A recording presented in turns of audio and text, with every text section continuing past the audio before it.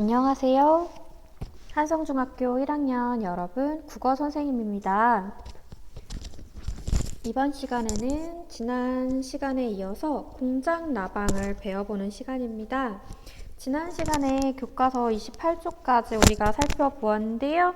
오늘은 교과서 29쪽부터 살펴보고 핵심 정리까지 해보도록 하겠습니다. 자, 교과서를 이제 펴주세요. 자, 29쪽입니다. 자, 29쪽은요. 자, 절정이 시작되는 부분입니다.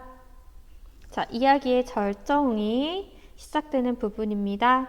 자, 그지없이 슬픈 기분으로, 자, 이제까지 있었던 이야기 기억나나요? 자, 맨 처음에 외부 이야기에서 나가 친구 하이니 모어랑 대화를 나누게 되고요. 나비 수집을 보여주죠. 그런데 하이니 모어는 나의 외부 서술자인 나의 나비 수집판을 자세히 들여다보려고 하지 않아요. 그러면서 하는 말이 어렸을 때 나비 수집과 관련된 좋지 않은 추억이 있다 라고 하면서 그 이야기를 들려주죠. 그 이야기가 바로 내부 이야기에 해당이 되는데요. 내부 이야기의 서술자는 나 하이니가 됩니다. 자, 내부 이야기에서 나는 어린 시절부터 나비 수집을 참 좋아했어요. 그런데 부모님이 나비 수집한 좋은 도구를 사주지 않아서 친구들한테 잘 보여주진 않았죠. 그러던 어느 날 옆집에 사는 에밀이라는 친구, 이 친구는 어떤 친구냐면 어떤 교원의 아들이었는데 모범 소년이었어요. 하지만 나는 이 친구에게 부러움과 동시에 질투를 느꼈었죠. 그 에밀이 공작 나방을 잡았다는 소문을 듣게 됩니다. 그 소문을 듣게 되자 나는 너무 가슴이 뛰는 거예요. 왜냐하면 나는 평소 공작 나방을 책에서 그림으로만 봤는데 꼭 보고 싶었던 나방 중에 하나였거든요. 그래서 나는 그 공작 나방을 보러 에밀의 집에 가죠.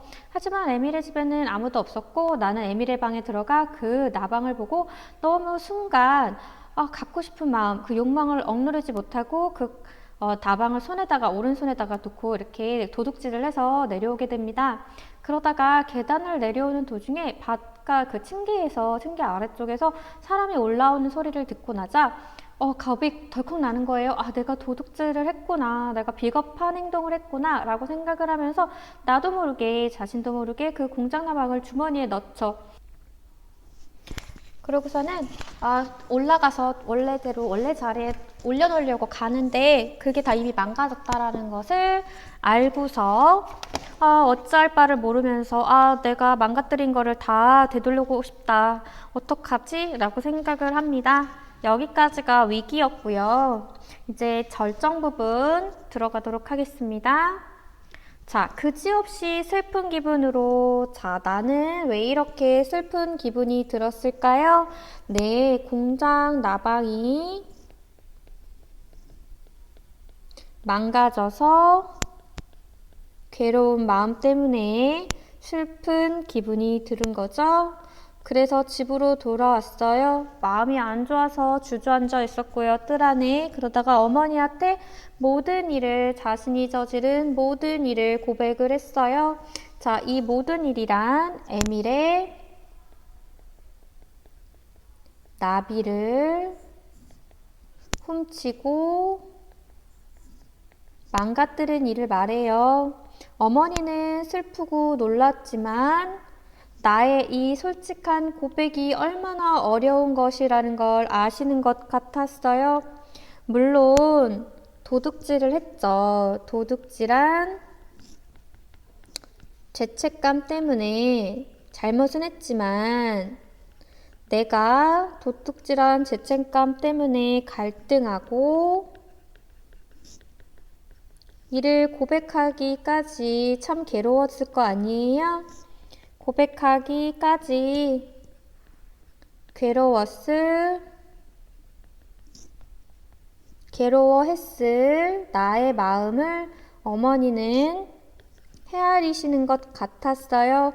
그리고 어머니가 말씀하셨어요. 지금 곧 에밀에게 가거라. 에밀에게 가서 사실을 고백하고 용서를 빌어라. 그 밖에는 다른 길이 없다. 네가 가진 것 중 어느 하나 대신 가지라고 말해보렴. 용서를 빌어야지. 자, 어머니가 소중하게 생각하는 삶의 가치는 뭘까요? 정직한 것, 자신의 행동에 책임을 지는 것, 이것이 어머니 말 뜻이에요.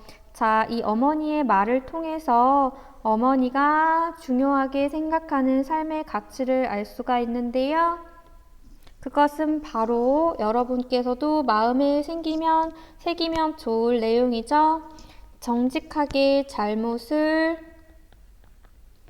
고백하고 자신의 행동에 책임을 지는 것을 중요하게 생각한다. 이게 어머니가 생각하는 삶의 가치입니다.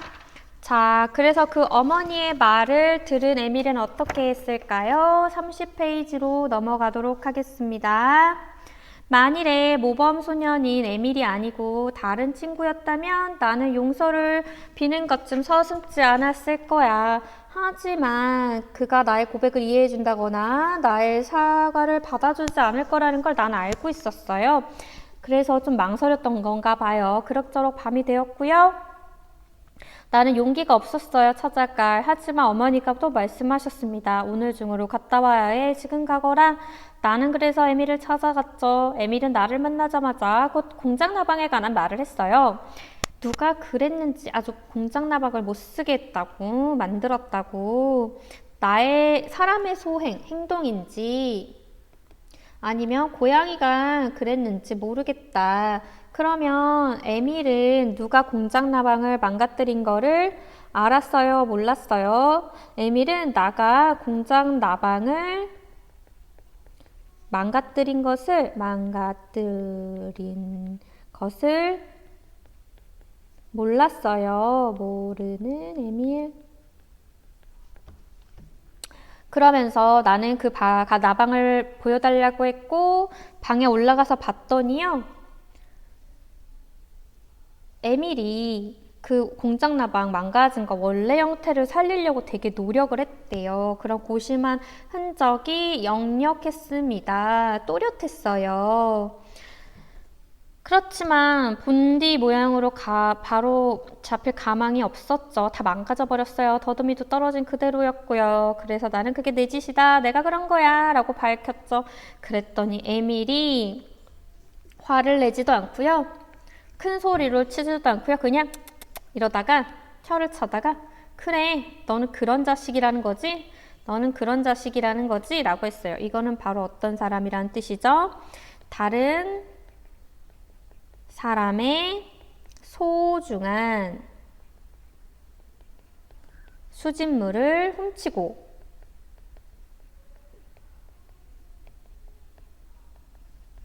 함부로 대하는 사람이란 말이지, 너는 그런 자식이란 말이지 하고 말을 했습니다.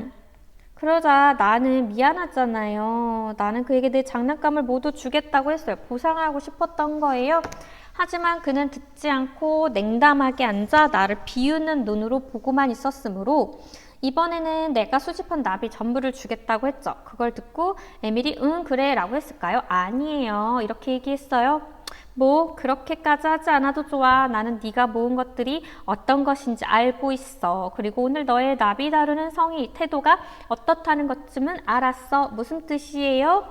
이 에밀이요. 내가 모은 나비 소지품을요. 무시하는 거예요. 별 볼 일 없다. 그리고 너가 나비 망가뜨린 거, 내 거 나비 망가뜨린 거 보니까 네가 나비를 대하는 태도도 별로다. 그래서 그런 태도를 경멸한다. 라는 게 포함이 되어 있어요. 그 말을 듣자 나는 멱살을 잡고 싶었어요. 왜냐하면 아무리 그래도 그렇지 이렇게 진실되게 사과를 하는데 에밀의 태도가 너무 좀 냉담하고 경멸하고 그러니까 분노가 치밀러 올랐던 거죠. 하지만 이미 늦었어요. 아무런 도리가 없다는 것을 알게 되었어요. 무슨 뜻이냐? 엎질러진 물이다 이런 말 들어봤어요, 여러분? 이미 망가진 나방이 뭐 사과한다고 붙는 것도 아니고 이미 에밀은 화가 났고 나는 내가 할 수 있는 건 다 했죠. 잘못을 고백하고 내 것도 다 준다고 했는데도 에밀이 용서해주지 않잖아요. 어떻게 해도 잘못을 바로잡을 수 없다는 것을 깨달은 거예요.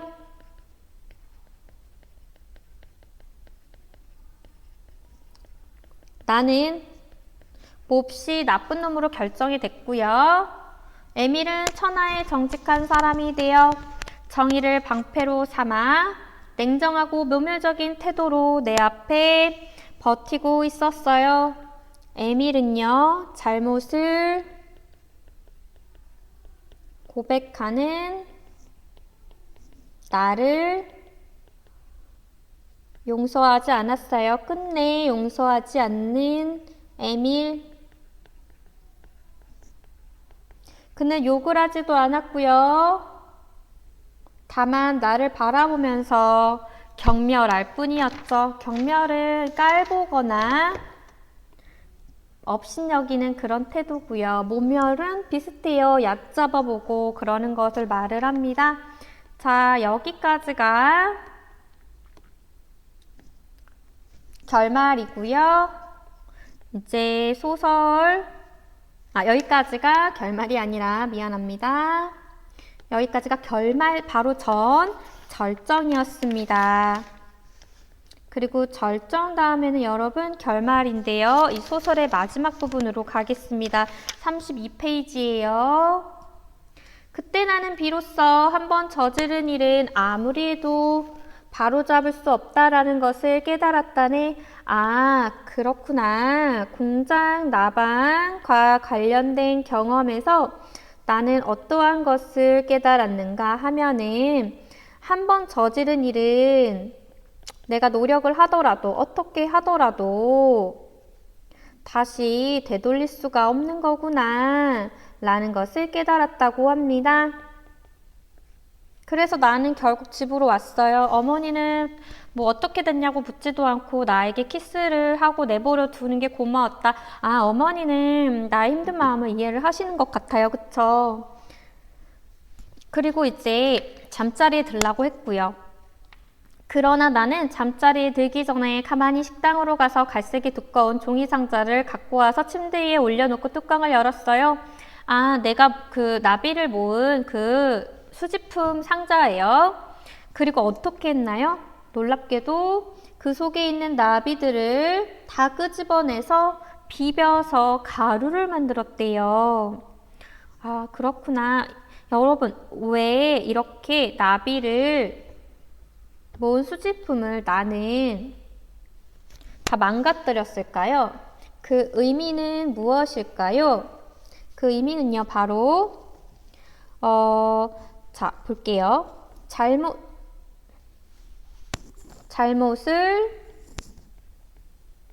잘못된 행동을 한 자신의 행동을 반성하고 자신을 반성하고 자책한 거예요.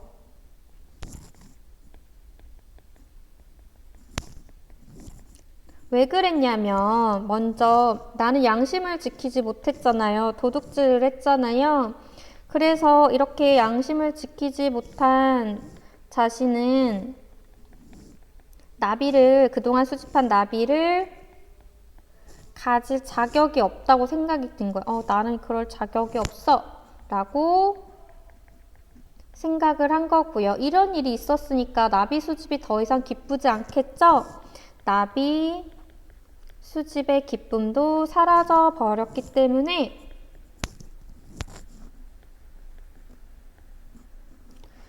나비 수집의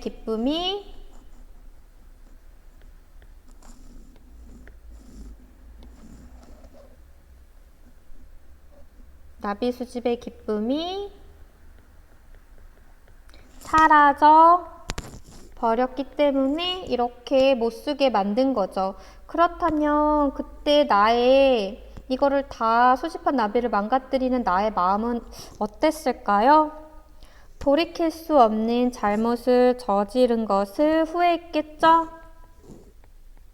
하지만 후회해도 때는 늦었어요. 저지른 것을 후회 돌이킬 수 없는 잘못을 저지른 것을 후회했을 것이다. 후회했을 것이다. 자, 여기까지가 본문의 주요 내용이었고요. 자, 우리 한눈에 보기가 같이 한번 해보도록 할게요. 자, 한눈에 보기 갑시다. 하인리가 들려주는 어린 시절의 이야기, 이거는 외부 이야기네요. 외부에서요. 외부 이야기의 주인공이었던 하인리가 나비를 보며 어린 시절의 그 기억이 떠오른다네 라고 하고 들려주는 내부 이야기에서 하인리는 서술자가 되죠. 기억나죠? 액자식 구성. 자, 그럼 주요 내용 볼게요. 나비 수집을 좋아했던 나는, 하인리는 이웃집 아이 에밀이 공작 나방을 잡았다는 소식을 듣고 그것을 보고 싶어 견딜 수가 없었어요. 공작 나방을 보러 간 나는 그만 갖고 싶은 마음에 나방을 훔치고 말았다네. 그러다 누군가 층계를 올라오는 소리에 내 잘못, 내가 남의 것을 순간 훔치고 말았구나 라는 잘못을 깨닫고 공작 나방을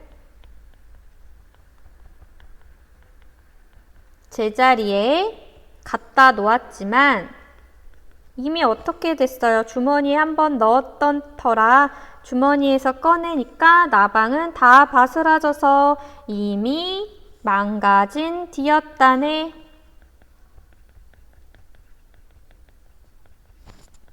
그래서 나는 집으로 돌아오죠. 어머니한테 말했더니 어머니가 잘못을 솔직하게 고백하라고 해서 에밀한테 가서 망가뜨린 것을 사과했지만 에밀은 나를 용서해주지 않았어요. 오히려 나를 경멸하고 비웃을 뿐이었죠.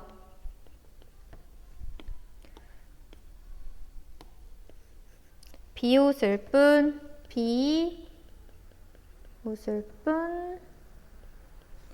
용서해주지 않았어요. 나는 얘가 용서해주지 않을 거라는 거를 알고는 있었죠. 그리고 저는 집으로 돌아왔어요. 그리고 생각했어요. 나는 한번 저지른 일은 바로잡을 수 없구나. 그리고 그동안 방으로 올라와서 그 상자를 열잖아요. 그 속에 나비가 있고요. 그동안 수집했던 나비들을 다 가루로 만들어버리죠. 나는 이걸 가질 자격이 없어. 그리고 더 이상 나비를 수집하는 것이 즐겁지 않아 라고 하면서 손끝으로 비벼서 가루로 만들어 버렸다네. 자, 중요한 내용 이해가 되었나요? 자, 내용 이해가 되었으면 다음으로 넘어가도록 하겠습니다.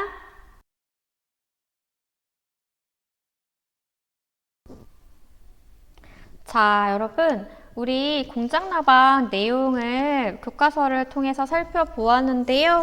교과서 내용을 같이 살펴보긴 했지만 주요한 내용이 눈에 아직 확 들어오지는 않죠. 그래서 선생님이 핵심 정리를 통해서 다시 한번 내용을 정리해 주겠습니다. 자, 핵심 정리 볼게요. 자, 이 글은요, 짧죠? 단편 소설이고요. 이런 소설을요, 성장 소설이라고 합니다. 즉, 한 아이가 어떠한 일을 겪고 걷고 성숙하고 깨닫고 성장하는 내용, 그런 걸 담고 있는 걸 성장소년이라고 해요. 소설. 또 이 이야기는요, 교훈을 담고 있고요. 서술자가 자신의 어떤 과거를 돌이켜보고 있기 때문에 회상적이라고도 볼 수 있습니다. 주제는요, 나비 수집으로 인해 겪는 갈등과 깨달음을 통한 성숙이라고 볼 수가 있습니다. 주제는 중요하니까 기억을 해두도록 합니다. 자, 그 다음 특징을 살펴볼게요. 주인공이 과거의 어린 시절을 회상하는 형식으로 되어 있죠. 그리고 중간중간에 그 하이니가 나비를 갖고 싶었을 때 욕망, 훔쳤을 때 그런 만족감, 들킬까봐 두려움, 또 갖다 놨는데 죄책감, 그런 어떤 심리와 어떤 내적 갈등, 또 하이니와 에밀과의 외적 갈등 등이 섬세하게 표현되어 있죠. 또 구성은요, 여러분, 외부 이야기와 내부 이야기가 있는 액자식 구성을 통해서 이야기가 전개되네요. 선생님이 그 글에서 발단, 전개, 위기절정, 결말 이렇게 나누어 주었는데요. 발단 1, 2는 구별을 안 해줬는데요. 구별을 하지 않아도 될 것 같아요. 자, 소설에서는요, 발단, 전개, 위기절정, 결말 이렇게 순서가 가잖아요. 발단, 전개, 위기절정, 결말.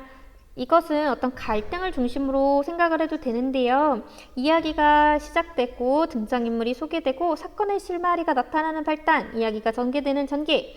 그러다가 갈등이 최고조에 이르기 직전의 위기, 그러다 인물의 갈등이나 그런 것들이 최고조에 이르는 절정. 그러다가 이야기가 마무리되고 해소가 되는 결말, 이런 식으로 간다고 보면 됩니다. 자, 중요한 내용 구성은요, 이 부분을요, 교과서 발단, 전개, 위기절정, 결말 그 부분에 중심 내용을 적어도 좋고요. 아니면 이 학습지 내용을 그대로 기억을 해도 좋을 것 같아요. 자, 하이니가 나의 나비 수집판을 보고 어린 시절의 추억을 떠올리죠. 어린 시절 나비 수집에 열중하던 나 하이니는요, 푸른 날개에 나비를 잡은 뒤에 에밀에게 보여주려고 해요. 그렇지만 에밀은 나의 푸른 날개의 나비를 혹평하죠. 별로라고 막 비평을 하죠. 나는 속상해서요. 그 뒤로는 자신의 수집품을 보여주지가 않아요. 그 후에 2년 뒤 나는요, 에밀이 공작나방을 잡았다는 소문을 들어요. 이 공작나방은 나가 되게 바라던, 소망하던 그러한 나방이라서 너무 보고 싶은 거예요. 그래서 에밀이 없는 방에 들어가서 원래 보려고만 했는데 자신도 모르게 훔치게 돼요. 하지만 곧 잘못을 깨닫고 그 나방을 제자리에 갖다 놓으려고 하지만 그 과정에서 공작 나방이 어떻게 되죠? 망가지고 말죠. 그리고 집에 돌아옵니다. 그리고서는 이렇게 속상해서 어떡하지 하면서 죄책감을 느끼고 있다가 어머니에게 말을 했죠. 네, 어머니가 조언을 하십니다.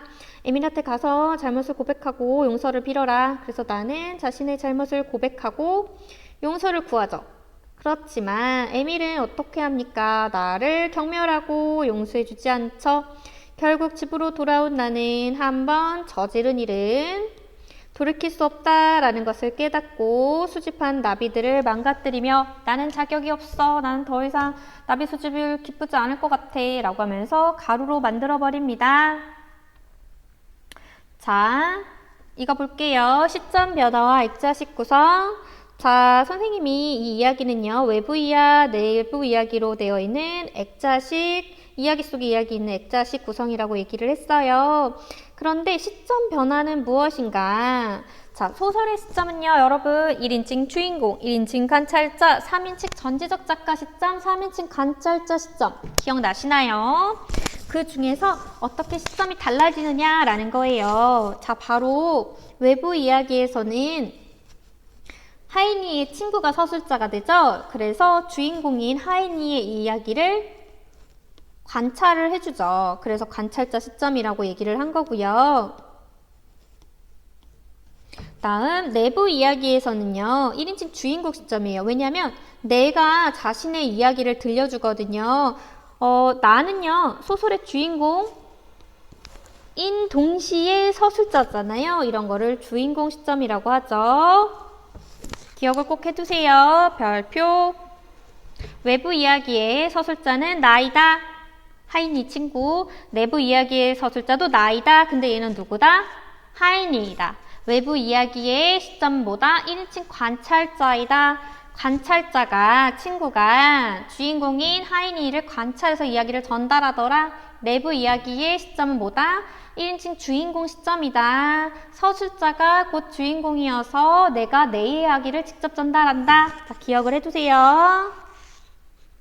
자, 또 중요한 게 여러분, 이 글에서 하인이의 심리 변화입니다.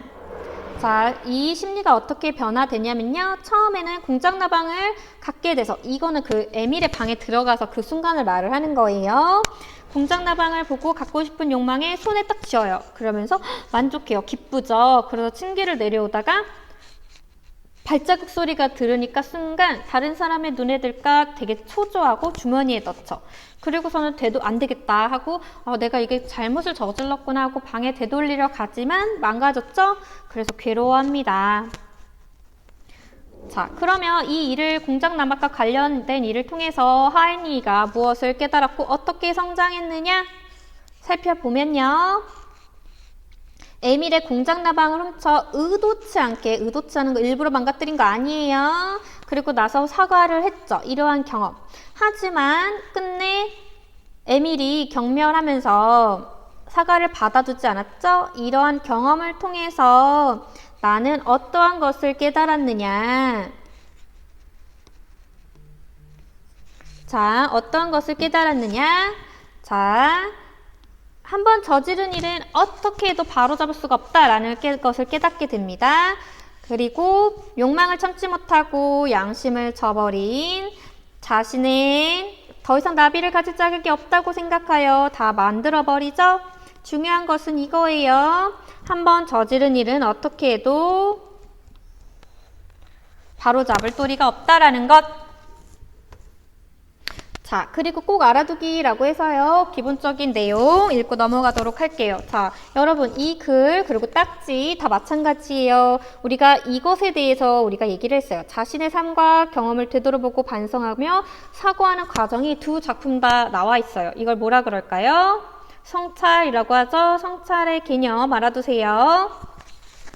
그러면 문학작품을 읽고 어떻게 우리의 삶을 성찰할 수 있을까요? 작품 속 인물의 삶과 관련된 내 경험, 내 가치관을 한번 생각을 해보세요. 또 내 삶을 바탕으로 인물의 삶을 평가해보세요. 그게 바로 문학작품을 읽고 성찰할 수 있는 방법 같아요. 그러면 이걸 해서 어떠한 효과가 있느냐? 어떠한 효과가 있을까요? 문학 작품 속 다양한 삶의 모습이 나타나 있잖아요. 이런 소설에는 이런 모습이 나타나 있고 이런 시에는 또 이런 모습이 나타나 있고 그리고 그 가운데에서 우리 인간이 성장하는 과정에서 겪을 수 있는 다양한 어려움과 고민들이 나와 있고요. 그걸 이해할 수가 있죠. 아, 이러한 삶도 있구나. 이러한 삶도 있구나. 이러한 고민도 있구나. 이러한 고민을 이렇게 이겨낼 수도 있구나. 그리고 그러한 성장을 다룬 문학작품을 읽는 과정에서 또 내 삶을 성찰할 수 있죠. 나는 이랬는데 나도 이런 비슷한 경험이 있는데 혹은 내가 이러한 경험을 겪으면 이렇게 해야겠구나.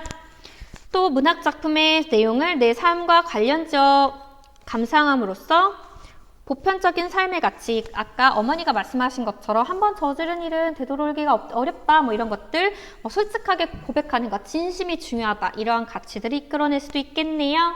아, 여러분 이렇게 문학작품을 통해서 성찰해보는 과정을 통해서 우리는 정말 많은 것을 배우고 깨닫고 또 삶에서 실천해볼 수 있겠습니다. 우리 소설을 그냥 내용 감상으로 끝내지 말고 자신의 삶과 연관지어서 쓸모있게 만드는 그러한 것을 습관화 들이면 참 좋을 것 같아요. 자, 그리고 자 오늘 우리 본문 내용마다 나머지랑 저희 한눈에 보기랑 그다음에 중요한 내용 우리가 배웠잖아요. 이것을 바탕으로 다음 시간에는요. 우리 학습활동 풀이하고 내용 정리할 테니까 이제 다음 시간까지 여러분이 해야 할 일은요. 공작나방 우리 필기한 거 빠짐없이 다 필기를 해두고 주요 내용을 이해하고 학습활동을 한번 풀어보도록 합시다. 34쪽부터 36쪽까지 학습활동을 교과서에 연필로 한번 풀어보고요. 다음 시간에는 이것을 답을 맞추는 시간을 갖고 퀴즈를 통해서 내용을 한번 정리하도록 하겠습니다. 자, 오늘도 수고하셨습니다, 여러분.